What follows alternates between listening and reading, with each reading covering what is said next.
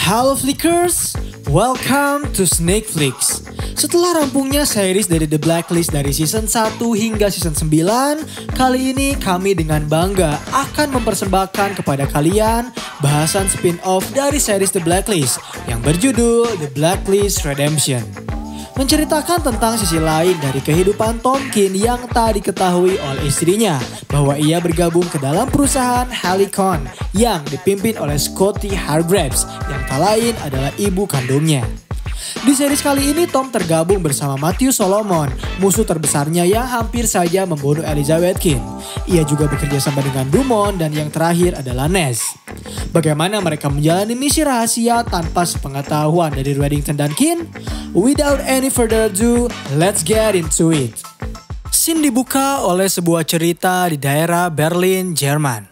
Saat itu puluhan orang pengungsi dari berbagai daerah berusaha untuk mencari perlindungan suaka kepada pemerintah negara Jerman. Salah satu penerjemah meneruskan perintah bosnya untuk meminta kepada para pengungsi agar mengantri.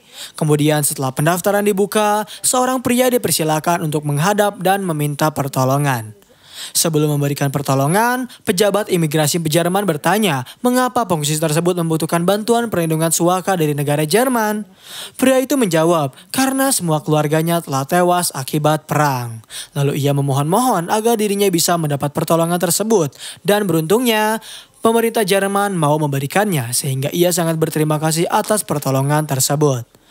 Setelah memberi satu perlindungan, pejabat itu meminta waktu istirahat sejenak selama 1 jam dan meminta kepada para pengungsi untuk menunggu terlebih dahulu.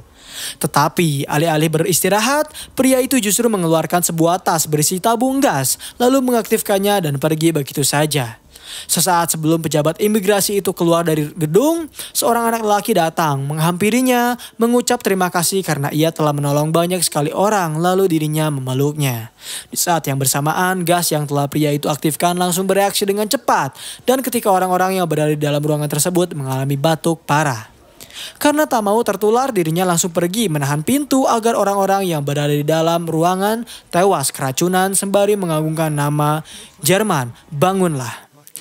Lalu scene bergerak kepada Tom yang sedang berbincang bersama Howard mengenai Susan Hargreaves yang dimana Howard yakin bahwa Susan mengkodekan suatu rahasia kepada agen milik Howard di perusahaannya. Dan kini ayah dari Tom ingin anaknya membantu dirinya memecahkan kode tersebut. Sampai detik ini Tom masih tak mempercayai jika Tom atau Susan adalah seorang agen mata-mata. Lalu Howard memberitahu jika Tom tak percaya dengannya maka ia harus mencari sebuah bilik kecil yang di dalamnya terdapat sebuah berkas bernama roll call yang berada di ruangan kantor Susan. Di sana Tom akan menemukan kode khusus tersebut dan Tom berjanji akan mencarikan berkas itu untuk ayahnya. Namun apabila Howard tak bisa membuktikan bahwa Susan tak bersalah, maka Tom akan memberitahu Susan tentang siapa dirinya yang sebenarnya. Sementara itu terlihat Susan sedang bersama gigolonya, yaitu Trevor. Setelah mereka melakukan seks, Susan menyempatkan diri untuk bercerita tentang Howard yang ia nilai paranoid.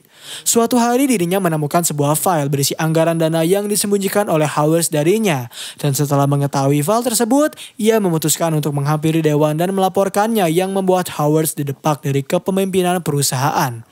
Apa yang Susan ceritakan rupanya didengar baik oleh Trevor sehingga ia menyuruhnya untuk memberitahu berapa tarif yang ia pasang untuk berkencan. Trevor kebingungan karena ia belum pernah melakukan hal ini sebelumnya dan Susan menyuruh Trevor untuk menghubungi Kate terkait tarif tersebut. Kemudian Susan pergi untuk bekerja. Di lokasi Halcyon, Susan diberitahu oleh rekannya mengenai kasus insiden mengerikan yang menimpa 63 orang pengungsi. Tewas terbunuh oleh seorang pejabat imigrasi Jerman yang terlibat dalam suatu organisasi hubungan anti-imigrasi bernama Germany First. Diketahui pejabat tersebut mengaktifkan sebuah gas sarin yang mengandung racun mematikan. Kemudian Jenderal Philip bertanya mengenai Transworld 282. Dan Susan mengetahui penerbangan tersebut, sebuah pesawat yang dimana menghilang saat baru lepas landas. Lalu rekannya kembali melanjutkan jika ternyata Transworld digunakan untuk mengangkut gas sarin tersebut. Meskipun Susan bertanya-tanya mengapa mereka menggunakan pesawat sivil untuk mengangkut zat berbahaya tersebut, rekannya memberitahu jika keamanan transportasi tak sebaik yang mereka lihat. Setelah mendapatkan informasi, Susan langsung memberitahu kepada rekan-rekannya mengenai kasus yang kini akan mereka hadapi. Dumont memberitahu mereka mengenai pesawat yang pernah mengalami hal yang sama dengan Transworth 282. Lalu Susan ikut meneraskan mengenai misi yang kini harus mereka jalani, yaitu ia mendapat sebuah informasi mengenai pengangkutan gas sarin yang akan dilakukan oleh sebuah pesawat sipil. Ia ingin agennya yaitu Tom serta Solomon untuk menyamar menjadi pramugara di dalam pesawat tersebut agar bisa memantau kejadian yang terjadi di dalam.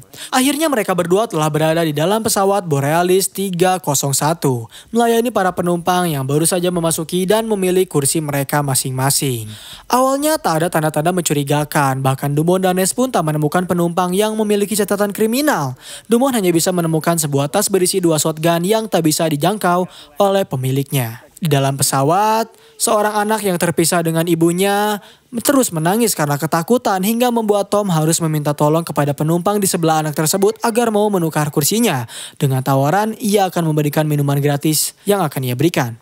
Beruntungnya pria itu mau mengabulkan permintaan dari Tom. Setelah itu ia masuk ke dalam dan berbincang dengan Solomon mengenai misi yang sedang mereka jalani kali ini. Solomon berpendapat mereka hanya akan mendapatkan perjalanan mahal menuju Beijing jika mereka tak menemukan apa-apa di dalam pesawat ini.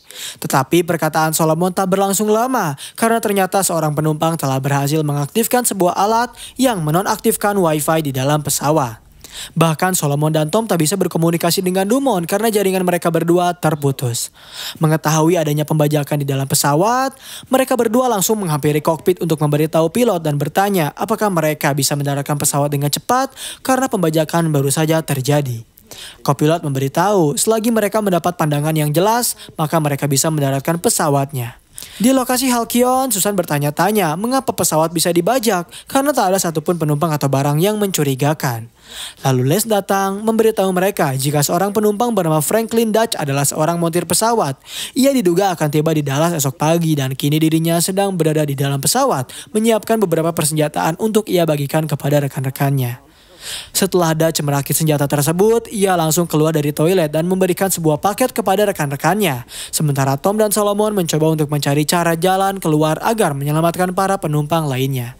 Saat itu para penumpang mendapat ancaman dari rekan-rekan Franklin agar mau menghirup oksigen yang telah mereka persiapkan. Ketika Solomon sedang berpatroli, ia melihat Franklin mencurigakan menaruh sebuah alat di jendela pesawat yang tentu saja membuat Solomon langsung memintanya untuk mengambil kembali alat tersebut. Namun ketika Solomon tengah menginterogasi Franklin mengenai siapa saja orang yang ikut bersamanya ke dalam pesawat, tiba-tiba saja Solomon dihajar dari belakang oleh rekan dari Franklin hingga ia tak sadarkan diri. Kemudian mereka dengan cepat berusaha untuk mengambil alih pesawat. Tom yang sedang melihat situasi mulai kebingungan ketika ia melihat Solomon tak sadarkan diri, pilot yang telah pingsan akibat oksigen beracun, serta seluruh para penumpang yang tak sadarkan diri. Hingga pada akhirnya ia memutuskan untuk bersembunyi terlebih dahulu. Di lokasi Halcyon, Ness telah mendapat informasi dari DoD mengenai 5 dari 6 penumpang yang merupakan mantan militer. Mereka dikomandoi oleh seorang pria bernama Carter Crane yang merupakan mantan komandan spek operasi, handal dalam mengambil alih aset di medan perang dan mengambil atribut milik DoD. Sisanya ia mengikuti perintah lainnya. Kembali ke dalam pesawat, saat itu Tom telah berhasil masuk ke dalam ruang bagasi dan menemukan sebuah alat yang mirip dan diduga telah merusak jaringan. Setelah ia menghancurkan alat tersebut, komunikasinya dengan Dumont berhasil kembali tersambung. Tom langsung memintanya untuk memberitahu letak keberadaan shotgun yang ia temukan di salah satu bagasi penumpang. Lantas, Dumont memberitahunya dengan cepat di mana keberadaan senjata tersebut. Sementara itu di atap, Carter dihampiri oleh anak buahnya yang memberitahu jika ia menemukan satu buah senjata. Mengetahui hal tersebut, Carter menyuruh anak buahnya untuk segera menemukan keberadaan dari penyusup di antara mereka. Sayangnya, ketika ia sedang mencari keberadaan dari Tom dengan masuk ke dalam ruang bagasi, tiba-tiba saja Tom datang menghajarnya yang membuat ia langsung tak sadarkan diri. Meskipun begitu, Carter tak terlalu memperdulikan anak buahnya karena ia langsung menyuruh semua rekan-rekannya untuk segera masuk keluar dari pesawat setelah mendapatkan apa yang mereka inginkan. Dan tanpa ada yang menyadari, Solomon yang telah kembali sadar langsung ikut turun bersama salah satu penyusup yang telah berhasil ia sergap terlebih dahulu. Ketika para penyusup dan juga Solomon telah berhasil keluar dari pesawat yang tak terkendali, Tom justru baru saja berhasil keluar dari ruang bagasi setelah dirinya terkunci di dalam. Lalu ia dengan cepat masuk ke dalam kokpit dan meminta kepada Dumont untuk mengarahkan dirinya bagaimana cara menghentikan pesawat tersebut. Dengan penuh kehati-hatian, Dumont memberitahunya beberapa panel yang harus Tom tekan. Tetapi tak lama kemudian salah satu kopilot berhasil kembali tersadarkan diri dan langsung memberitahu Tom mengenai apa yang harus ia lakukan hingga akhirnya ia berhasil selamat dan kembali ke Halcyon. Setibanya Tom di Halcyon, melihat keberadaan Tom, Susan langsung memeluknya karena ia mengkhawatirkan diri dari Tom.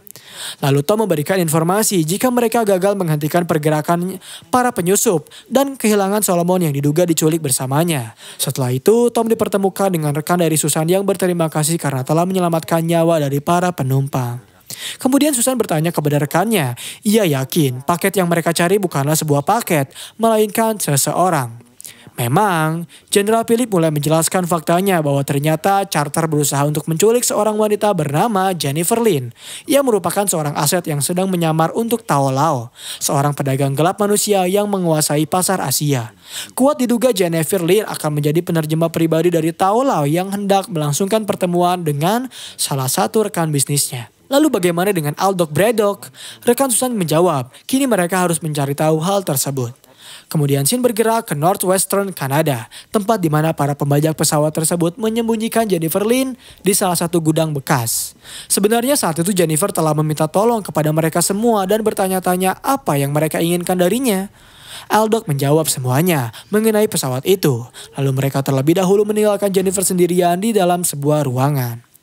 Kembali kepada Halcyon. Setelah menyelesaikan setengah misinya, kini Tom berusaha berfokus kembali untuk mencari sebuah berkas yang berada di dalam kantor milik Susan. Dengan menghampiri Kat selaku asisten dari Susan, Tom mengaku jika ia ingin mencari informasi lebih mengenai keberadaan dari Solomon di dalam kantornya.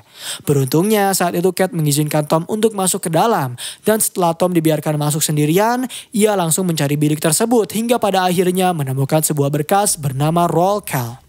Tom juga menemukan sebuah tangan bertuliskan Chris. Namun saat ia hendak keluar, ternyata Susan kembali masuk yang membuatnya harus bersembunyi terlebih dahulu. Kat juga bertanya-tanya terkait keberadaan dari Tom yang sebelumnya meminta izin kepadanya untuk masuk ke dalam kantor milik Susan. Tetapi karena saat itu Susan mendapatkan informasi dari NDA, ia langsung menyuruh Kat untuk mencari informasi tersebut. Hal yang sama dilakukan oleh Tom. Ia mengirim SMS kepada Susan untuk memintanya menemui dirinya di ruang diskusi karena ia berhasil menemukan informasi mengenai keberadaan dari Solomon. Setelah Susan menerima SMS tersebut, ia langsung pergi keluar. Sementara Tom dengan cepat keluar dari kantornya dan langsung menghampiri Howards. Di sana mereka bersama-sama mencoba mencari tahu kode khusus yang berjudul Falcon, dan Howard juga mencoba menjabarkannya ke dalam sebuah kata. Sembari mereka mencoba untuk mencari tahu arti dari kode tersebut, Howard bertanya bagaimana kabar dari Agnes. Ia mendengar jika kini usianya telah mencapai 1 tahun. Tom menjawab, Agnes sangat baik bersama istrinya, dan Howard berharap jika ia bisa menemuinya suatu hari.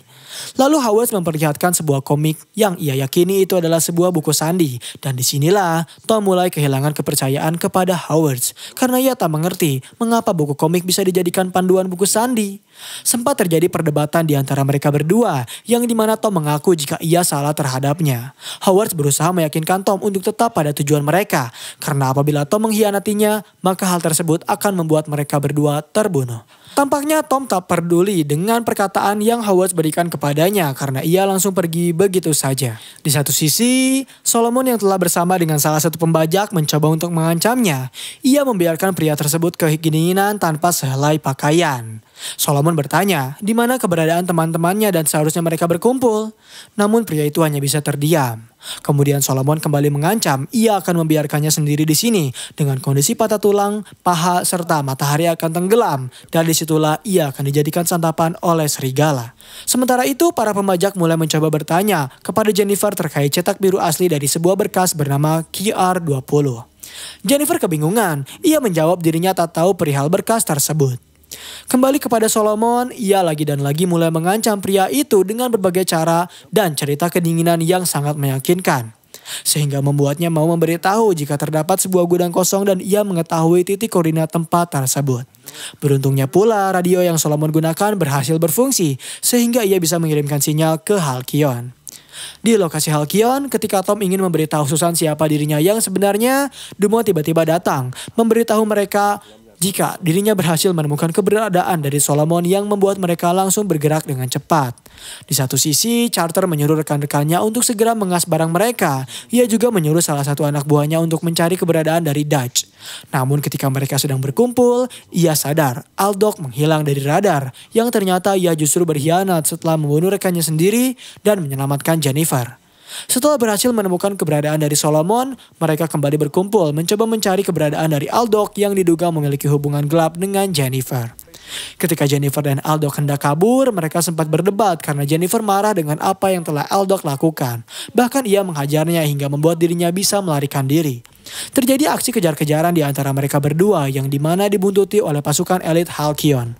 Tetapi saat itu Ness gagal menangkap Aldock karena dirinya dihajar terlebih dahulu. Setelah itu Aldock kembali berfokus pada targetnya, yaitu Jennifer. Saat Jennifer telah terpojok di sebuah gedung, Tom datang mencoba menghadangnya. Namun lagi dan lagi ia justru tertekan yang membuat Jennifer dengan terpaksa harus menembak Aldock hingga ia tewas. Sementara itu, Cat menghampiri gigolo dari Susan yang akhirnya diberi kontrak oleh bosnya. Ia menyuruh kepada Trevor itu untuk tetap online pada pukul 11 hingga tengah malam.